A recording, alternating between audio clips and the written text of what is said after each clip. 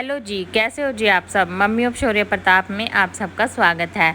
आज मैं आप सबको दो दोस्तों की कहानी सुना रही हूँ जिनका नाम वरुण और धवल होता है। वह क्लास में हमेशा अव्वल आते हैं और किस कारण उनकी दोस्ती टूट जाती है और क्या क्या होता है उनके बीच में, यह सब आज मैं आप सबको इस कहानी में बताऊंगी। अगर आप सबको कहानी पसंद आए तो प्लीज़ शेयर कीजिएगा, सब्सक्राइब कीजिएगा और अच्छे अच्छे कमेंट कीजिएगा। चलिए कहानी स्टार्ट करते हैं।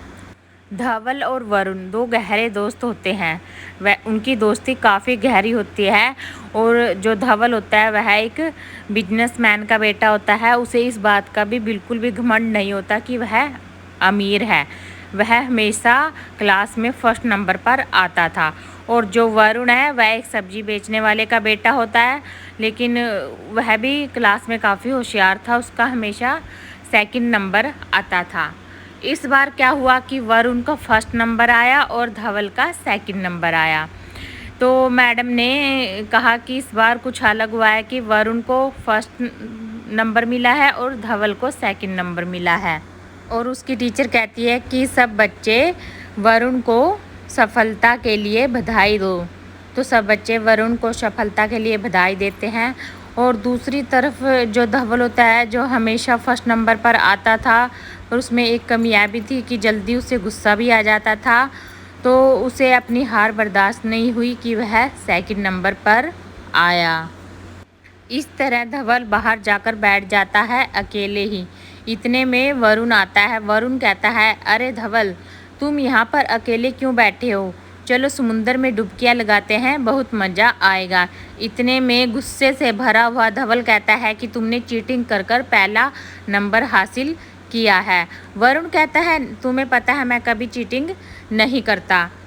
धवल की यह कड़वी बातें सुनकर वरुण काफ़ी मायूस हो जाता है और वह रेत पर कुछ लिखने लग जाता है और वह यह सब कुछ लिखकर बाहर चला जाता है। और दूसरी तरफ धवल जब देखता है कि उस रेत पर वरुण ने क्या लिखा है, वरुण ने लिखा है कि आज मेरे दोस्त ने मेरे साथ झगड़ा किया और मुझे पहली बार धोखेबाज कहा। इतने में आवाज़ें आती हैं कि बचाओ बचाओ बचाओ।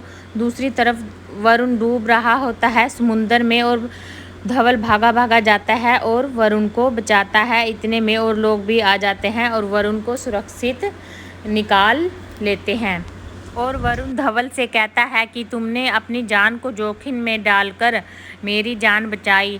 तो धवल कहता है, देखो तुम मेरे दोस्त हो, तुम्हारे लिए मैं कुछ भी कर सकता हूँ। और सब धवल की वाहवाही करते हैं कि छोटे से बच्चे ने अपने दोस्त की जान बचाई। और इतने में धवल वरुण से हाथ जोड़कर माफ़ी मांगने लगता है और अपने दोस्त को कहता है कि मैंने तुम्हारे साथ बहुत बुरा व्यवहार किया, मुझे माफ़ कर दो। इतने में वरुण हंसने लगता है और अपने दोस्त का हाथ पकड़कर एक पत्थर के पास उसे ले जाता है और वह चुपचाप उस पत्थर पर कुछ लिखने लगता है। फिर धवल कहता है कि क्या बात है, तुम वहाँ रेत पर भी कुछ लिख रहे थे और चुपचाप ऐसे ही वहाँ से उठ के चले गए।